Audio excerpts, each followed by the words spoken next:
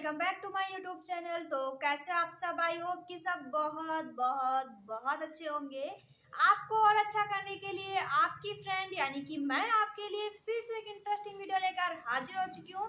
आज का वीडियो काफी स्पेशल है हर बार की तरह, क्योंकि आज के वीडियो में हम डिस्कस करने वाले हैं जो क्लास 12th की इंग्लिश है उसका जो प्रोज है, प्रोज का जो हम सेकंड चैप्टर पढ़ते हैं यानी कि लॉस्ट स्प्रिंग का हिंदी एक्सप्लेनेशन कि हमने 2 पार्ट कंप्लीट कर लिए हैं, यानी कि 8 पैसेज हमने कंप्लीट कर लिए हैं। आज हम थर्ड पार्ट पढ़ने वाले हैं, यानी कि आज फिर से हम 4 पैसेज पढ़ेंगे। तो चलिए मैं आपको पढ़ाती हूँ। आपको पढ़ के कैसा लगा जरूर बताइएगा। चलिए मैं आपको पढ़ाती हूँ। तो दिस मॉर्निंग से यहाँ 9वां पैराग्राफ स्टार्ट होता है। इसके पहले हम 2 लेक्चर पढ़ चुके हैं। अगर आपको देखना है तो डिस्क्रिप्शन में लिंक मिल जाएगी, आप जाके वहाँ से पढ़ सकते हो। चलिए स्टार्ट करते हैं। This morning is subah sahib is on his way. साहब अपने रास्ते पर था। To the milk booth, booth मतलब होता है दुकान। तो साहब दूध की दुकान के रास्ते पर था। इन हिज हैंड, उसके हाथ में, इज स्टील कैनिस्टर, कैनिस्टर मतलब होता है कनेस्टर, यानी कि जिसमें हम चाय या दूध रखते हैं ताकि वो गर्म रहे, तो उसको हम कहते हैं कनेस्टर। तो उसके हाथ में कनेस्टर था। I know work on the tea stall, वह दुकान मतलब चाय की दुकान पे काम करने लगा था। डाउन द रोड, रोड के नीचे या बगल वह जो दुकान थी वहाँ पे वह काम करने लगा था साहब। तो ये कहा गया है। आगे क्या कहते हैं, ही सेज, वह कहता है, पॉइंटिंग इन द डिस्टेंस मतलब दूर से ही वह यह कहता है कि वह चाय की दुकान पे काम करने लगा है। आई एम पेड, मैं रुपए देता हूँ। 800 यानी कि 800 रुपीज़ मतलब रुपए, मैं 800 रुपए देता हूँ। एंड ऑल माई मील्स, और मुझे वहीं से भोजन मिल जाता है। Does he like the job, जो राइटर होती है वो पूछती है क्या तुम्हें ये जॉब पसंद है, ये नौकरी पसंद है। आई आस्क, मैंने पूछा। हिज फेस, उसके चेहरे पर। आई सी, मैं देख सकती थी। Has lost the care free look, यानी कि जो उससे पहले स्वतंत्रता का भाव था, यानी कि जब उसे मन करता था तो वो रेपिकल्स बन जाता था, यानी कि कूड़ा उठा लेता था। लेकिन अब उसके मन की मर्जी नहीं चलती थी। अब जैसा मालिक कहता था वैसे ही वो करता था। तो अब उसके चेहरे पर वो स्वतंत्रता का भाव नहीं दिखाई दे रहा था।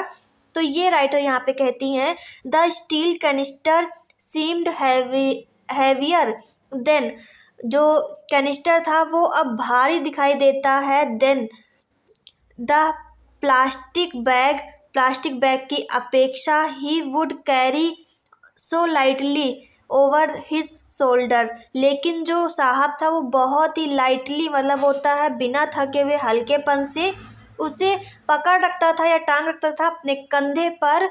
द बैग वाज हिज, वो बैग उसका था। The canister belongs on the man, लेकिन जो कैनिस्टर था यानी जो कैनिस्टर है वो किससे संबंधित है, उस व्यक्ति से संबंधित है। हु, जो ओन्स द टी शॉप, जो कि शॉप का मालिक है। ओन्स मतलब क्या होता है, मालिक। तो जो उस शॉप का मालिक है वो कैनिस्टर उससे संबंधित है। Sahib is no longer his own master, साहब अब अपना खुद का मालिक नहीं रह गया, बल्कि अब वो उस मालिक का कर्जदार है, यानी कि उसके अंडर में काम करेगा, वो जो कहेगा वही करेगा। तो इसलिए साहब अब खुद का मालिक नहीं रहा है। तो यहाँ पे साहब की स्टोरी समाप्त होती है। अब स्टार्ट होगी मुकेश की।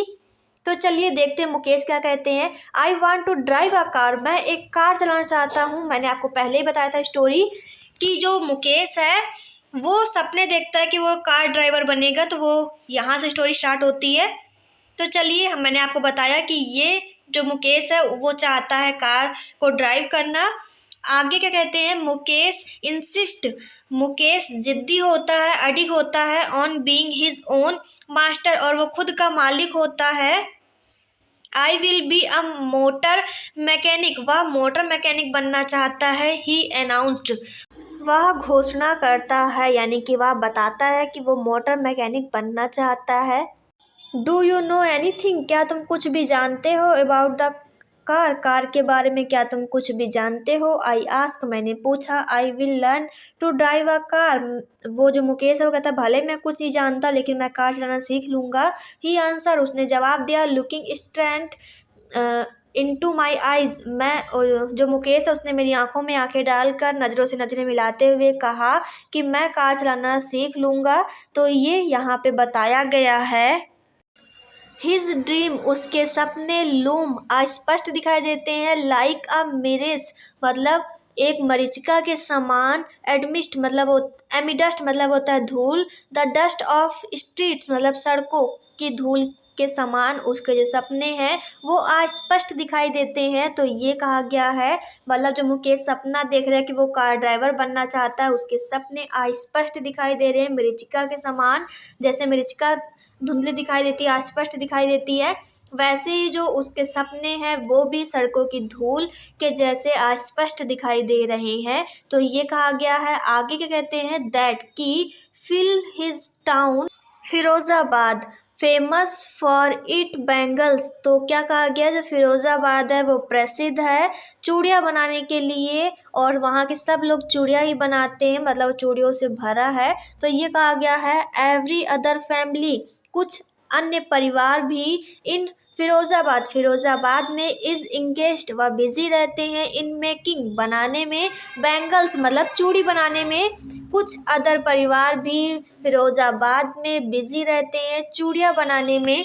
It is the centre of India's glass blowing industry, तो क्या कहा गया है, यह केंद्र है इंडिया का, मतलब यह भारत का केंद्र है, मतलब ग्लास ब्लोइंग मतलब होता है कांच को आकार देना, और इंडस्ट्री मतलब होता है एक कंपनी, या इंडस्ट्री मतलब होता है इंडस्ट्री, आप समझ सकते हैं, नाम आपने सुना ही होगा। तो कहा गया है कि यह केंद्र है भारत का जो कि कांच को आकार देता है, इस कंपनी के रूप में यह प्रसिद्ध है, फिरोजाबाद प्रसिद्ध माना जाता है चूड़ियाँ बनाने के लिए। तो ये कहा गया है। आगे कहते हैं वेयर फैमिलीज हैव स्पेंट, वहाँ के परिवार बिता देते हैं, स्पेंट मतलब होता है बिता देना, जनरेशन मतलब पीढ़ियाँ बिता देते हैं वर्किंग अराउंड फ्यूरेंसेस, क्या कहा गया है कि वहाँ की कुछ जो फैमिली है वो अपनी पीढ़ियाँ बिता देते हैं काम करते हुए, फ्यूरेंसेस मतलब होता है भट्टी, भट्टी के चारों ओर, क्योंकि जब चूड़ियाँ बनाते तो कि जब चूड़ियाँ बनाएंगे तो आग का काम होता है, तो वो उन्हीं भट्टी के चारों ओर बिता देते हैं कई पीढ़ियाँ, for all the welding glass बनाने में, मेकिंग बैंगल्स चूड़ियाँ बनाने में, फॉर ऑल द वोमेन्स और जो वहाँ की औरतें होती हैं, in the land of seems, और वह दिखाई देती हैं हमेशा चूड़ियाँ ही बनाते हुए, खासकर जो वहाँ की लुगाइयाँ होती हैं वो हमेशा, लुगाइयाँ मतलब औरतें खासकर दिखाई देती हैं चूड़ियाँ बनाते हुए। Mukesh family is among them, Mukesh की फैमिली भी उनमें से एक थी, नन ऑफ देम नो, कोई भी उनमें से नहीं जानता था, दैट की इट इज़ इलीगल, कि यह अनैतिक है, नियम के विरुद्ध है, for children like to work in the glass furnaces, कि ग्लास की भट्टियों में यानी कि चूड़ी बनाने वाली भट्टियों में काम करना बच्चों का इलीगल है, यह कोई नहीं जानता था, विद हाई टेम्परेचर इतने उच्च ताप में, इन डेंजी मतलब मैला, और सेल्स मतलब होता कमरा, इस मैले कुचैले कमरे में, विदाउट एयर बिना हवा के, एंड लाइट और बिना प्रकाश वाले कमरे में बच्चों का काम करना इलीगल था, या कोई नहीं जानता था, ये कहा गया है। आगे क्या कहते हैं, that the law if enforced could get him and all those 20,000 children out of the hot furnaces,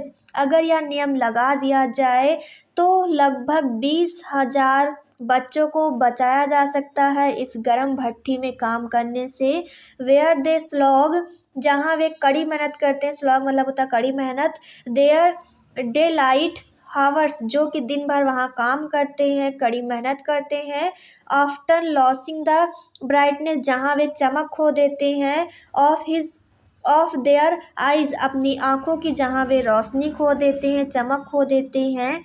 Mukesh eyes beam, Mukesh की आंखें चमकने लगी, बीम मतलब होता है चमकने लगी, एज ही वॉलंटियर्स, जब उसने कहा, मतलब वॉलंटियर्स मतलब होता है कहना, टू टेक मी होम, जब वह मुझे घर ले जाएगा, ऐसा उसने कहा तो उसकी आंखें चमकने लगी, विच ही प्राउडली सेज, तो उसने गर्व से कहा, ही बीइंग रेबुल्ड कि उसने वह स्वयं बनाया है। रेबुल्ड मतलब होता है पुनः बनवाना, तो जिसे कि उसने स्वयं बनाया था।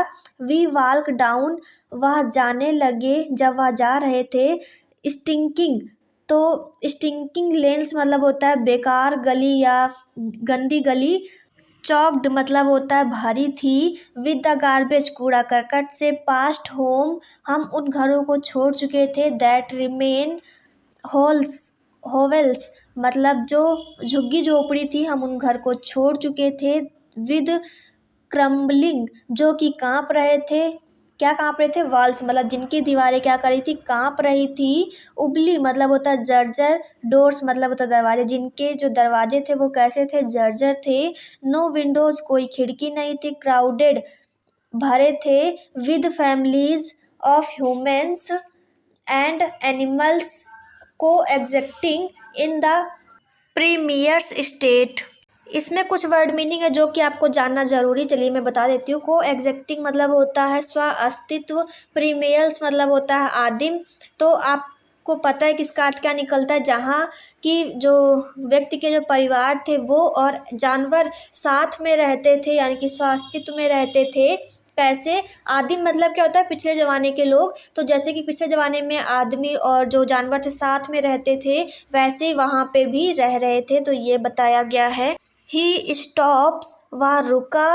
एट द डोर, एक दरवाजे के पास। Of one such home, banks a wobbly iron door, यानी कि जिस घर के सामने वो रुके थे उसका गेट कैसा था? मतलब बैंक्स मतलब तो धक्का दिया उसने उस घर के गेट को। और उबली मतलब होता है जर्जर। आयरन डोर मतलब होता है जो उसका दरवाजा था वो कैसा था? आयरन का जर्जर था। तो ये बताया दरवाजे जर्जर था, आयरन का था, और उसने उसको क्या किया? धक्का दिया। विद हिज फुट मतलब अपने पैर से। एंड और पुशेज और पुश किया। हिज इट ओपन यानी कि ताकि वो खुल सके, इसलिए उसको हल्का सा पुश किया और अपने पैर से थोड़ा सा धक्का दिया, जिसके कारण क्या हो कि गेट खुल जाए, इसलिए उसने ऐसा किया। आगे क्या कहते हैं? We enter a half built, और उन्होंने क्या किया? आधा प्रवेश किया। शेक मतलब होता है प्रवेश करना, तो उन्होंने क्या किया कि आधा प्रवेश किया। तो यहाँ पे हम पढ़ते हैं कि वी इंटर्ड, उन्होंने प्रवेश किया। आ हाफ बिल्ट शेक मतलब जो आधे अधूरे बने घर में जब उन्होंने प्रवेश किया।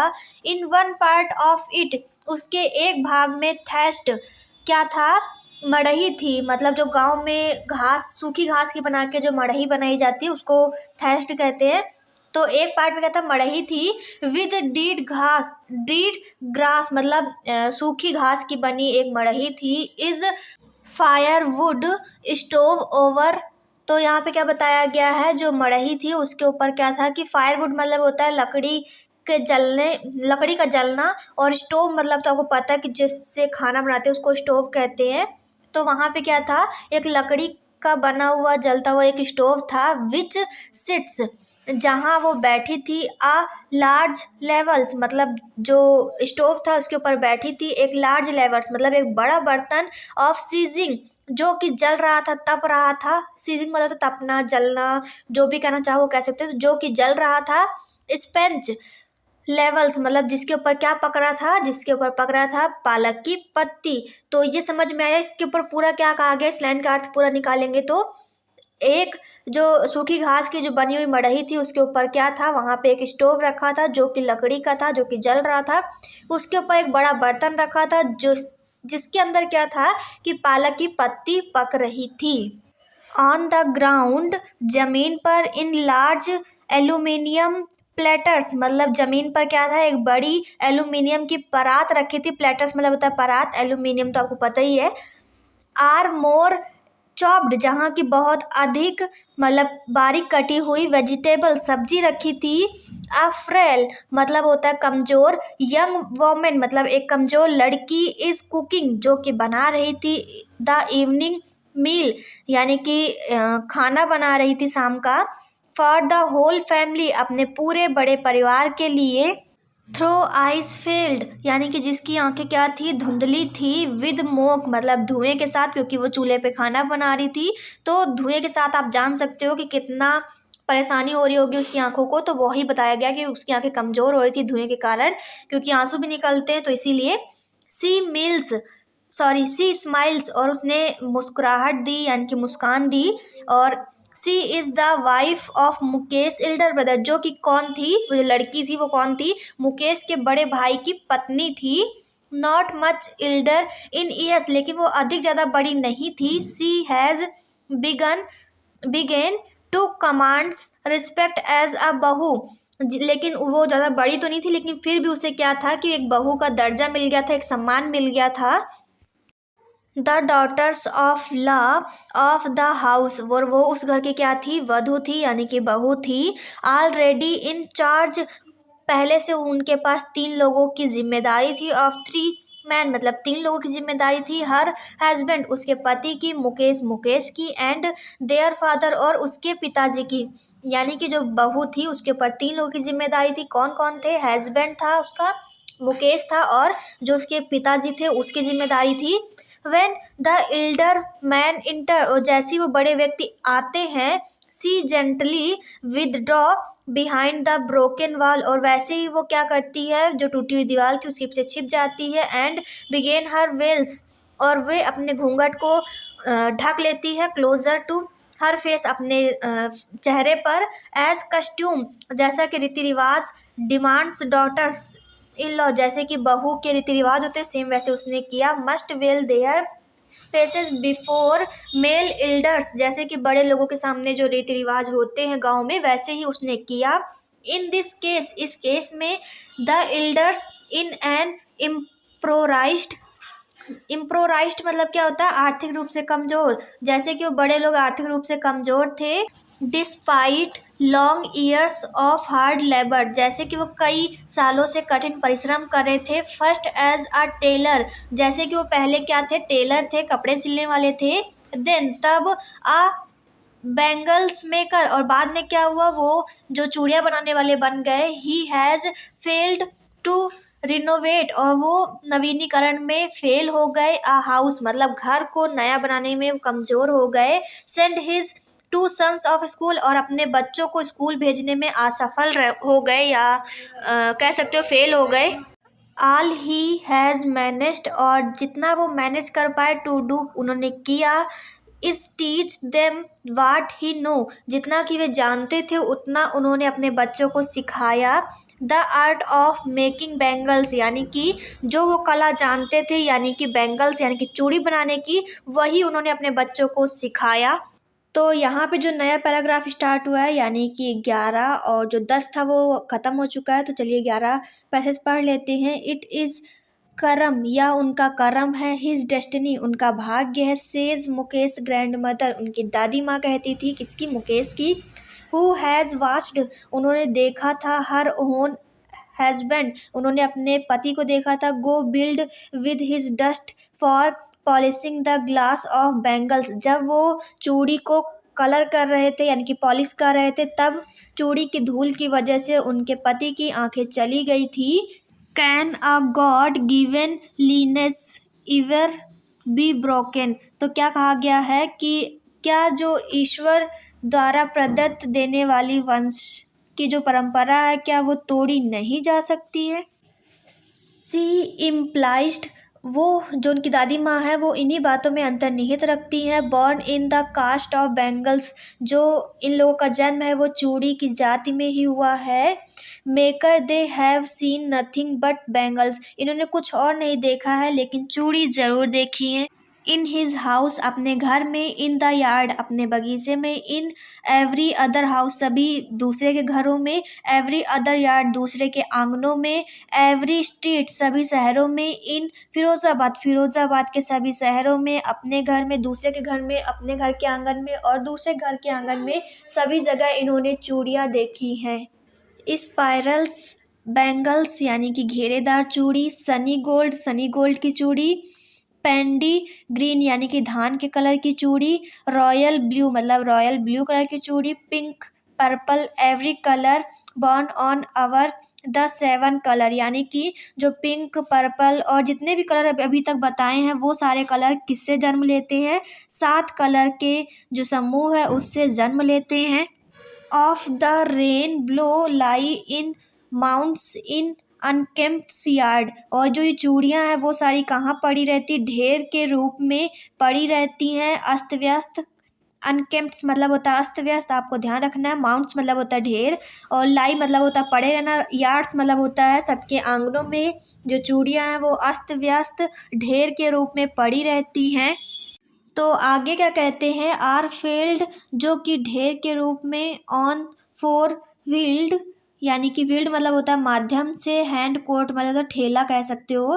तो जो चूड़ियाँ होती थी उनको ठेले के माध्यम से पुष्ट ढकेला जाता था बाय यंग मैन, एक यंग व्यक्ति के साथ, अलोंग द नैरो लैंड्स जो कि पतली गलियों से होकर ऑफ सनी टाउन के अंदर जाता था, एंड और द डार्क हट मिस्ट जो कि झोपड़ी में, हट मिस्ट मतलब होता है झोपड़ी। तो ये कहाँ से होकर गुजरता था, बहुत ही अंधकार भरी झोपड़ी जहाँ होती उसके रास्ते से होकर गुजरता था। आई नेक्स्ट टू लाइन, और जो दूसरी गली थी वो कैसी थी, ऑफ फ्लेम वो जलती थी, ऑफ फ्लिकरिंग मतलब होता है टिमटिमाते हुए थी। जो दूसरी गली थी वो जलते हुए टिमटिमाती थी। ऑयल लैम्प्स मतलब जो तेल का जो दिया होता है, लैम्प्स कह सकते हो, वो जलते थे। और क्या होता था, लैम्प्स को आप लालटेन भी कह सकते हो, आपको पता है, जो कि तेल से जलती है। आगे क्या कहते हैं, सिट बॉय और जो लड़के होते बैठे रहते हैं, एंड गर्ल्स और लड़कियां बैठी रहती हैं, with his father and mother जो कि अपने माता पिता के साथ बैठे रहते हैं, building pieces of coloured glass जो कि कलर वाले ग्लास को बनाती है, इनटू सर्कल्स और चक्करदार या गोलेदार, और बैंगल्स जो कि चक्करदार गोलेदार चूड़ियों को बनाती हैं। Their eyes are more adjust और इसी कारण जो उनकी आंखें थी वो समायोजित थी, to the dark then to the light outside जो कि बाहर से रोशनी आ रही थी और जो अंदर अंधेरा था वो दोनों ही समायोजित कर रही थी उनकी आंखें। That is why they often end up losing their eyesight, इसी मतलब यही कारण था कि जो उनकी आंखों की जो रोशनी थी इसीलिए समाप्त हो जाती थी, बिफोर दे बिकम अडलस्ट यानी कि जवान होने, अडलस्ट मतलब होता है जवान होना। तो जैसे ही मतलब जवान होने से पहले क्या होता था, उनकी आंखों की रोशनी खो जाया करती थी, क्योंकि वो ऐसे काम करते थे, चूड़ियों काम कितने गर्म तापमान में किया जाता है, तो इसीलिए कहा गया है। और ये पैराग्राफ यहीं पे समाप्त होता है। अगर आज का वीडियो आपको अच्छा लगा है तो वीडियो को लाइक कर देना, शेयर कर देना, कमेंट कर देना। मिलते हैं नेक्स्ट वीडियो में, तब तक के लिए बाय।